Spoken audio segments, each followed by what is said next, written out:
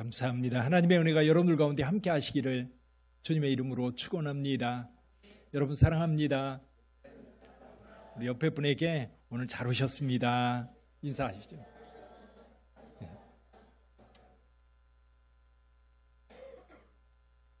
벌써 새해가 시작된 지 열 이틀이 되었습니다. 요즘에 독감이 아주 유행이어서 여러분 가운데에도 지금 힘든 분이 계시고 독감이 심해서 주일날 교회 나오지 못한 분들도 계신데 여러분 건강 조심하시기를 바랍니다. 이럴 때 정신 바짝 차려야 돼요. 감기 걸려가지고 고생하지 마시고요. 여러분들께 하나님의 은혜가 항상 함께 하기를 다시 한번 축복합니다. 오늘은 예수님께서 세례 받으신 것을 기념하는 수세주일이라고 그래요. 예수님의 수세주일.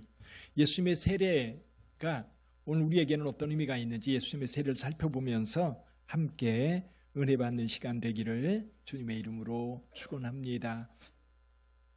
우리나라 개신교회가 이렇게 정식으로 선교사들이 들어와서 이제 사역을 시작한 것이 1884년입니다. 1884년 부활절 날 이제 언더우드 아펜젤러가 제물포항에 들어오면서 본격적으로 선교가 시작되었지요.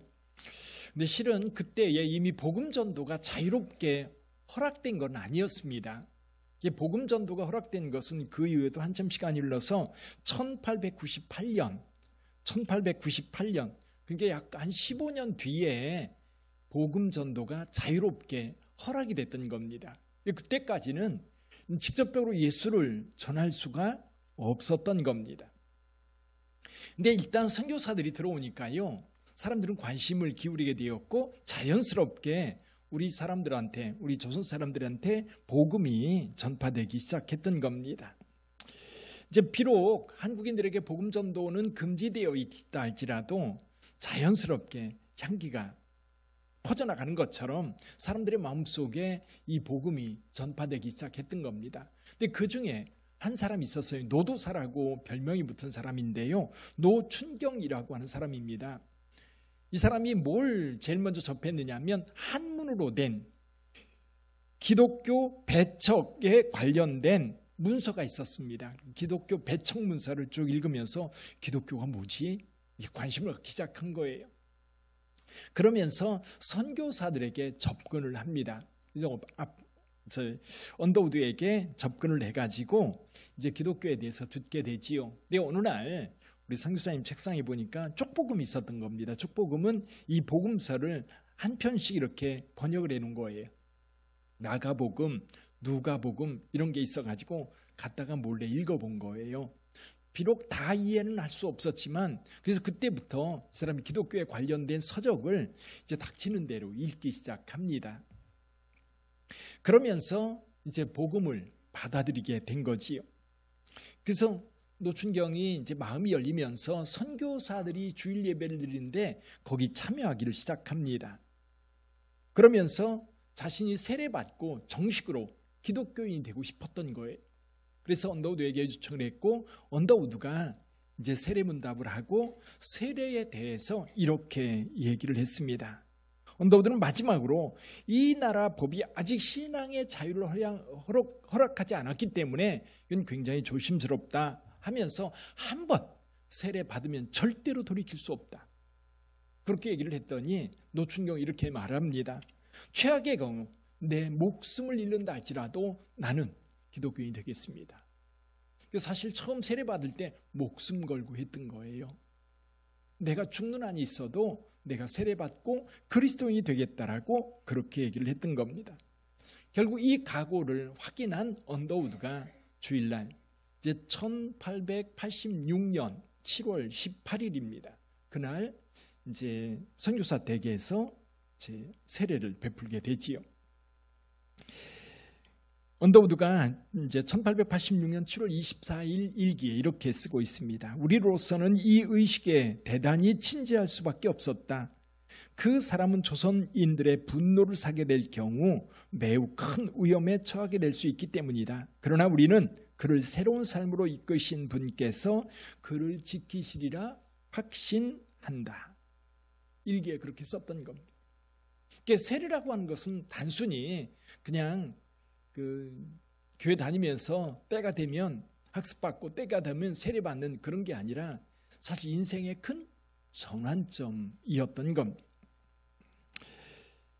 그래서 1886년 7월 16일 헤론 선교사라고 하는 선교사 집에서 이 노춘경에게 세례를 베풀게 되는데, 이것이 우리나라 개신교회 최초의 세례자였고 한국 땅에서 세례를 베푼 첫 시간이었던 겁니다. 그 이후에 이제 많은 사람들이 세례받고 하나님의 거룩한 자녀가 되었지요. 제임스 패커라고 하는 사람이 그의 책 I want to be a Christian이라고 하는 책이 있어요. 나는 크리스찬이 되기를 원합니다. 그 책에서 이 세례에 대해서 굉장히 중요하게 설명을 합니다. 그래서 이 세례를 결혼식 또는 장례식, 부활절, 생일, 임직식 여러 가지 형태로 설명을 하는데, 예를 들면 결혼 예식에 비유해서 세례를 설명합니다. 자, 결혼이 뭐지요? 많은 남자가 있고 많은 여자가 있어요. 한 남자와 한 여자가 둘이 만나서 사랑이 싹트게 되고 사랑의 결실로 결혼을 합니다. 자, 여러분들 결혼할 때 어떻게 다짐을 하셨습니까? 결혼에 대한 문답도 있고요. 또 서로에게 저는 서로에게 서약하는 시간을 가져서 남편으로서 아내로서 평생 살아가면서 내가 이렇게 당신에게 하겠습니다. 결단도 같이 하게 하는데요.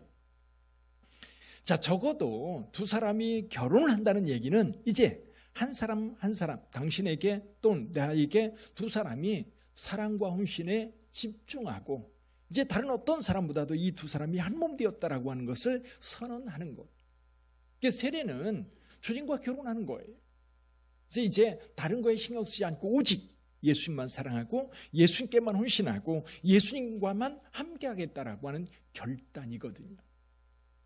또 이 제임스 패커는 이 세례식은 장례식이다. 장례식. 뭐에 대한 장례식이냐면 지금까지 내 마음대로 살아왔던 옛 나의 자아, 내 마음대로 살아왔던, 내 멋대로 살아왔던, 내 욕망을 충족시키기 위해서 살아왔던 옛 자아를 십자가에 못 박는 사건이다. 이 장례식이라는 거예요. 그래서 세례 받음으로 인하여서 이제 내 삶은 완전히 다른 삶. 이전 것은 이미 죽었어요. 십자가에 못 박혔어요. 이전 것은 지나갔으니 보라 새 것이 되었도다 말씀했던 것처럼 완전히 새로운 것이라고 이야기를 해요. 여러분, 세례라고 하는 건 의식입니다. 내가 예수를 믿어 하나님의 자녀가 되었고 예수를 나의 주로 영접하고 그리고 그 믿음을 따라 살겠다고 하는 결단을 외적으로 공포하는 것이 세례예요. 세례는 새로운 세계로 들어가는 문입니다. 죄인에서 의인으로, 죽음에서 생명으로, 육적 생명에서 영적 생명으로 다시 태어나는 것이 바로 세례 의식이지요. 자, 예수님의 세례. 근데 여러분, 우리의 세례는요, 회개의 세례입니다. 회개의 세례. 죄사함의 은혜가 이 세례를 통해서 나타나는 거죠. 특히 세례 요한 같은 경우는 그가 베푸는 세례는 회개를 위한 세례였어요. 오늘 우리에게는 이것이 거듭남, 다시 태어남이라고 하는 것을 의미하는데 예수님께는 조금 다른 의미가 있어요. 예수님은 죄가 없으신 분이기 때문에 굳이 회개의 세례를 받을 필요가 없으신 분입니다. 근데 왜 예수님은 세례 요한에게 와서 세례를 받았을까요? 오늘 여기 본문의 말씀, 특히 21절, 22절을 통해서 세 가지 현상이 나타나요. 예수께서 세례를 받으시고 물 위로 올라와서 기도하실 때, 좀 복음서마다 약간 뉘앙스가 다른데요. 누가복음에 보면 예수께서 기도하실 때 세 가지 사건이 일어나요. 첫째는 하늘이 열립니다. 둘째는 뭐예요? 성령이 비둘기같이 임합니다. 세 번째는 뭐예요? 하나님의 음성을 들어요. 너는 내 사랑하는 아들이라 내가 너를 기뻐하노라 라는 음성을 듣습니다. 여기서 말씀하는 이 세 가지 현상이 오늘 저와 여러분들의 세례와 그리고 우리의 신앙생활을 말해주는 굉장히 중요한 단서가 돼요. 첫 번째로 우리가 먼저 생각할 것은 뭐냐면 예수님의 세례는 하늘이 열리는 사건이다. 하늘이 열리는 사건. 21절에 보면 예수도 세례를 받으시고 기도하실 때 하늘이 열리며 라고 되어 있어요. 하늘이 열리며. 하늘이 열렸다는 것 무엇을 의미하지요? 하늘이 열렸다. 그러니까 하늘이 열렸다는 얘기는 하나님과 우리 사이에 소통이 시작되었다는 겁니다. 교통이 이루어졌다는 거예요. 이제 주님과 나와의 막힌 담이 허물어졌고 하나님과 우리 사이에 소통, 하나님과 우리 사이에 교통이 이루어지게 된 거지. 자, 예수님 먼저 생각해 보죠. 예수님은 하나님의 아들로 이 땅에 오셨습니다. 베들레헴에서 태어나셨고요. 그리고 어렸을 때 헤롯이 예수님 죽이려 해서 애굽으로 내려갑니다. 만약에 예수님께서 유대 땅에 계속 살고 있었다면 아마 소문이 났을 거고요. 그리고 헤롯은 예수님을 죽이려고 작정했기 때문에 반드시 찾아서 죽였을 거예요. 그게 어디로 가요? 아예 애굽으로 떠나죠. 아예 애굽으로 떠나서 거기서 12년 정도 사시다가 나사렛에 오셔서 사십니다. 그래서 이제 신학을 공부할 때 예수님께서 언제부터 메시아 의식이 있었을까? 자의식이 있었을까? 그게 이제 하나의 중요한 신학적 주제이기도 해요. 태어날 때부터 메시아였는가? 아니면 여기 세례 받은 후부터 메시아였는가? 언제부터 메시아라고 하는 자의식을 가지고 있었을까? 근데 이제 예수님은 태초부터 계신 분이기 때문에 인간으로 오셨어도 처음부터 메시아로서의 자의식을 가지고 있으실 거다.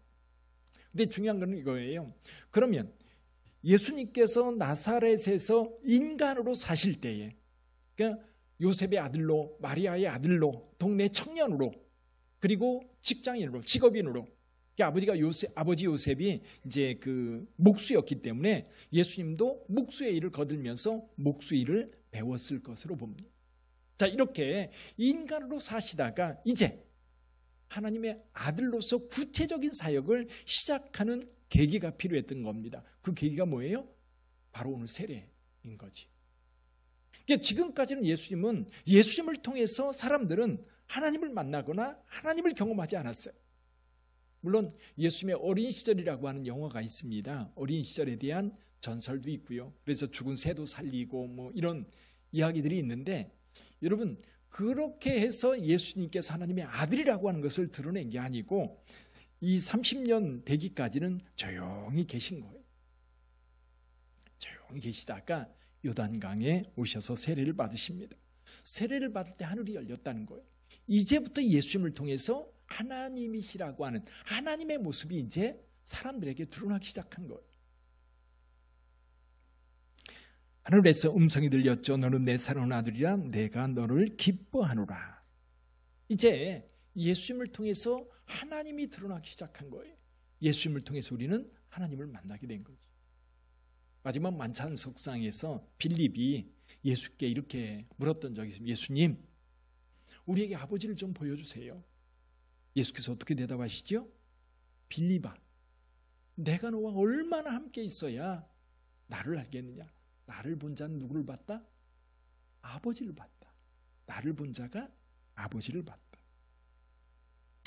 또 예수님께서 이제 공생애를 시작하시면서 하나님이심을 드러내기 시작하셨어요. 요한복음에 보면 7가지 표적을 행하십니다. 첫 번째 표적이 뭐였죠? 가나에서 물로 포도주 만드는 사건이 있었어요. 물로 포도주를 만들고 또 가나에서 가버나움에 있는 왕의 신하의 아들을 치료하는 사건이 있었어요. 베데스다의 못가에서 무슨 일이 있었습니까? 베데스다 못가에서 38년 된 병자를 고칩니다. 또 오병이어를 통해서 이 물고기 2마리 보리떡 5개로 5,000명을 먹이십니다. 또 무리를 걸으십니다. 나면서도 맹인되었던 사람을 고쳐주십니다. 그리고 마지막으로 요한복음 11장에 보면 죽은 나사로 무덤에 있는 그를 불러냅니다. 이 7가지 표적은 뭐예요? 하나님께서 예수를 통해서 일하시는 거예요. 예수께서 하나님의 아들이라고 하는 걸 보여주는 사건들이지. 그래서 사도 요한은 요한복음 20장 31절에서 이렇게 말해요. 오직 이것을 기록함은 너희로 예수께서 하나님의 아들 그리스도이심을 믿게 하려 함이라. 그리고 그 이름을 힘입어 생명을 얻게 하려 함이라고 말씀하고 계세요.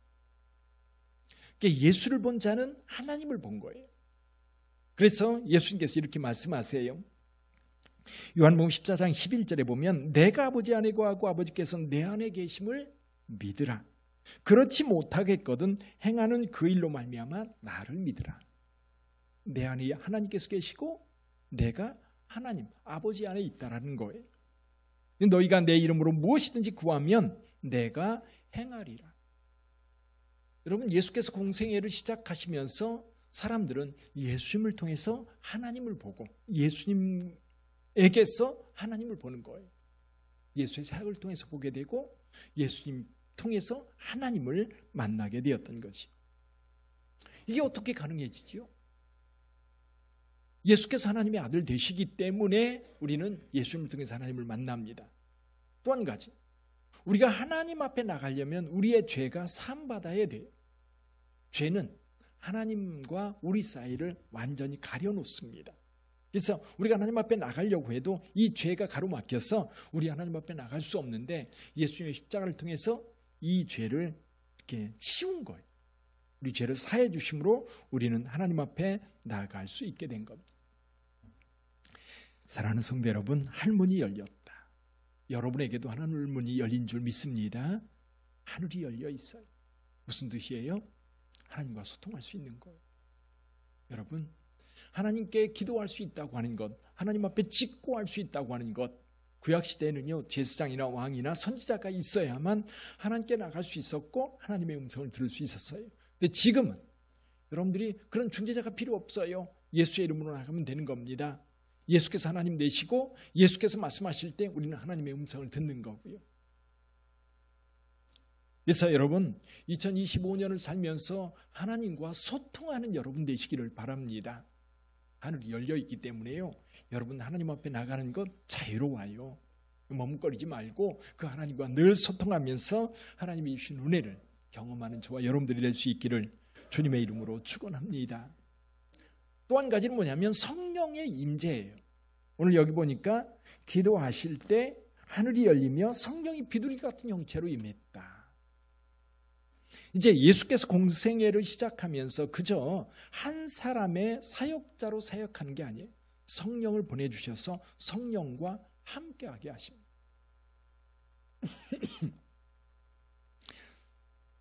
우리는 늘 무슨 일을 할 때 혼자 하기가 참 어렵습니다. 물론 어떤 사람은 혼자서도 잘하지만 사실 하나님의 일을 할 때는 하나님께서는요 혼자 두지 않아요. 사도 바울이 사역할 때를 보면 늘 동역자가 있었어요. 사도 바울은 혼자 사역하지 않습니다. 혼자 해본 적도 없어요. 예수님도 마찬가지예요. 하나님의 아들로 사역할 때에도 예수님 혼자 하는 게 아니라 누가 있었어요? 성령님이 늘 함께 하셨어요. 물론 제자들도 함께 있었고 예수님의 일행을 섬기는 여성들도 많이 있었습니다마는, 그러나 성령께서 예수님과 늘 동행하면서 그의 사역을 도와주었던 거예요. 그래서 예수님께서 어떤 사역을 할 때에도 이 성령님께서 함께 하시면서 그 일을 이루셨던 겁니다. 여러분, 여러분의 성령님이 계십니까? 아멘. 예, 예수를 영접한 자들에게는 성령님이 함께 거하시는 줄 믿습니다. 이제 성도들이 그걸 잘 모를 때가 있어요. 내가 예수 믿긴 하는데 성령님이 내 안에 계신지 안 계신지. 근데 분명한 것은요, 여러분들이 예수를 주로 고백하는 순간 성령님은 예수 이름과 함께 여러분 안에 계십니다. 할렐루야. 여러분의 안에 계시기 때문에 그 성령님을 의지하여서 사시기를 바라요.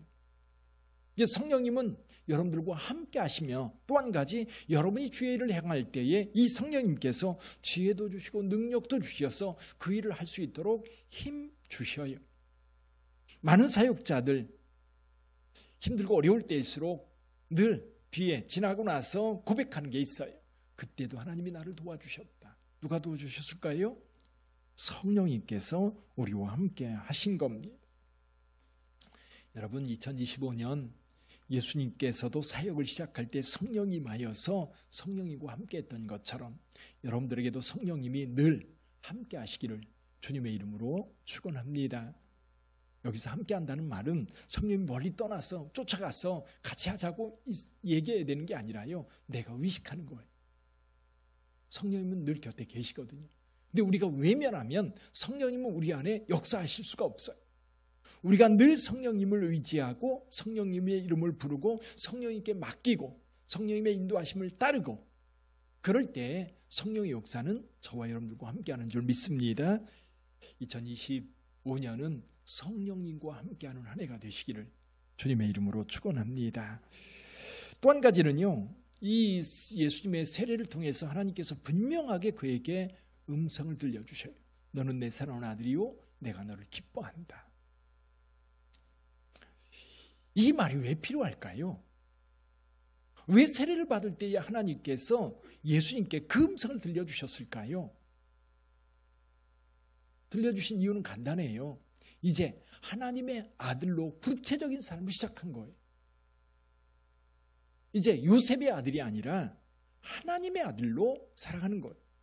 이제 하나님의 아들로 하나님의 목적을 이루시기 위해서 이 세례와 동시에 시작되는 겁니다. 새로운 삶이 시작되는 거죠. 세례 요한은 이야기합니다. 세례 요한에게 사람들이 물어요. 당신이 그리스도입니까? 오늘 본문에 말씀해 보니까 사람들이 세례 요한이 메시아인가 심중에 생각했다 그랬어요. 근데 심중에 생각하고 있을 때 세례 요한은 분명하게 이야기합니다. 뭐라고 얘기합니까? 우리 16절 한번 볼까요? 16절 같이 한번 읽어봅니다. 요한이 모든 사람에게 대답하여 이르되 나는 물론 너희에게 세례를 베풀거니와 나보다 능력 많으신 이가 오시나니 나는 그의 신발끈을 풀기도 감당하지 못하겠노라. 그는 성령과 불로 너희에게 세례를 베푸실 것이요. 할렐루야. 세례 요한하고는 차원이 다른 사람인 거예요. 완전히 다른 차원의 사람.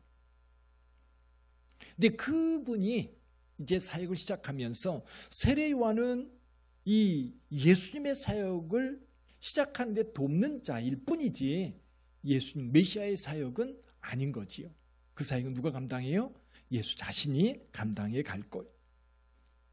사랑하는 성도 여러분, 이제 예수님도 여러분 인간으로 살아오시다가 이제 어느 시점에서 하나님의 아들로서의 공생애의 삶을 시작하게 되는데 그 시점이 바로 세례였던 거예요.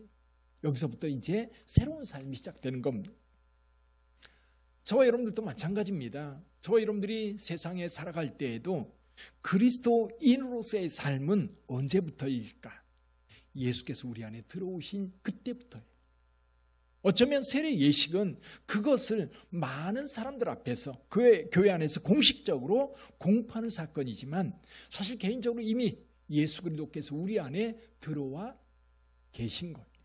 그 믿음이 있을 때 그때부터 우리는 하나님의 자녀로서의 삶을 시작한 겁니다. 이전과는 완전히 다른 새로운 삶인 거예요. 이전 것은 지나갔으니 보라 새 것이 되었도다라고 선언했던 것처럼 사도 바울은 이 편지를 쓸 때마다 그 얘기를 해요. 편지를 쓸 때마다 에베소서 4장 22절에 보면 이런 말씀을 합니다. 너희는 유혹의 욕심을 따라 썩어져가는 구습을 따르는 옛사람을 어떻게 하고 벗어버리고 오직 너희의 심령이 새롭게 되어 하나님을 따라 의와 진리의 거룩하심으로 지으심을 받은 새 사람을 입으라. 새 사람을 입으라. 그래서 저와 여러분들이 예수를 믿으면 이제 새로운 인생이 시작되는 거예요. 새로운 삶이 시작되는 거예요. 어때요? 여러분들은 예수님을 믿고 난 이후에 여러분의 삶이 어떻게 달라졌습니까? 아마도 여기 계신 분들도 다 나와서 그 예수를 믿기 전과 후 또 어떤 과정을 통해 예수를 믿게 되었는지 아마도 간증을 한다고 한다면 여러분들 모두 할 말이 많을 거예요. 내가 옛날에 이렇게 살았는데 예수 만나고 나서 이렇게 달라졌습니다. 그래서 그거를요 간증하세요. 예수 믿지 않는 사람들한테 이야기하세요. 우리가 전도 가장 쉽게 하는 방법 가운데 하나가 그거예요. 내 간증. 내가 예수 믿고 어떻게 달라졌는지, 내가 예수 믿기 전에 어떤 사람이었는지, 근데 예수 만나고 나서 내가 어떻게 달라졌는지 그 이야기를 해주는 거예요. 그 증거가 나거든요. 그래서 여러분들이 그 믿음의 간증은 좀 늘 이렇게 정리해 놓을 필요가 있어요. 그래서 사람들한테 이야기할 기회가 있을 때에 제가 예수 믿을 때 이런 일이 벌어졌습니다. 내가 예수를 알기 전에는 이렇게 살았는데 예수 믿고 나서 내 인생이 이렇게 달라졌습니다. 그리고 그리스도인의 삶을 살아가는 것. 여러분 세례 받으셨다면 여러분 그 세례 받은 이후에 여러분의 삶이 어떻게 달라졌는지 한번 돌아보십시오. 아니 오랫동안 살다 보니까 벌써 그것이 희미해져 가지고 불분명하다면 오늘 다시 결단하세요. 오늘 내가 예수 처음 믿고 세례받은 그 마음으로 다시 한번 시작해 보세요. 이전 것은 지나가고 이제 새로운 삶, 예수 그리스도와 함께하는 삶, 성령과 함께하는 삶, 하늘문이 열리는 삶. 하늘이 열려 성령이 여러분들에게 함께 하시며 뿐만 아니라 여러분을 통해서 하나님께서 영광 받으시기를 원하십니다. 그 삶을 다시 결단하는 거예요. 골로새서 3장 9절에 보면 이렇게 말합니다. 너희가 서로 거짓말을 하지 말라.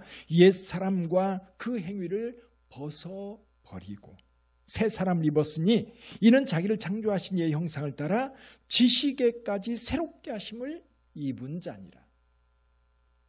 할렐루야. 새 삶을 살아가는 거예요. 지미 카터라고 하는 사람이 있습니다. 지미 카터. 그제 장례식을 치렀지요. 그분이 대통령이 되었을 때 미국의 대통령 역사의 최악의 대통령으로 그렇게 인식이 되면서 그때 당시 레이건한테 패배를 해서 정권을 넘겨줬어요. 근데 레이건은 가장 인기 있는 대통령 중 몇 안 되는 대통령 중에 한 사람이었지요. 근데 나중에 그런 얘기를 제가 들었어요. 지미 카터가 대통령이었을 때에 입안했던 많은 그 대통령으로서 또 미국 정부가 해야 될 일들 대부분 그 레이건이 그대로 이어받아서 그거를 성취했다고 해요. 근데 이제 지미 카터 같은 경우는 이 대통령에서 퇴임하고 나서 가장 위대한 대통령 퇴임자 또는 가장 위대하게 사역했던 분으로 사람들한테 굉장히 중요하게 각인되어 있어요. 그 은퇴하고 나서 오히려 대통령 때보다도 더 많은 영향을 미치게 되고 미국이나 전 세계 평화를 위해서 정말 귀하게 사용되었어요. 그 사람 중심에 뭐가 있었을까요? 그리스도예요. 그 중심에 예수께서 계셨던 거예요.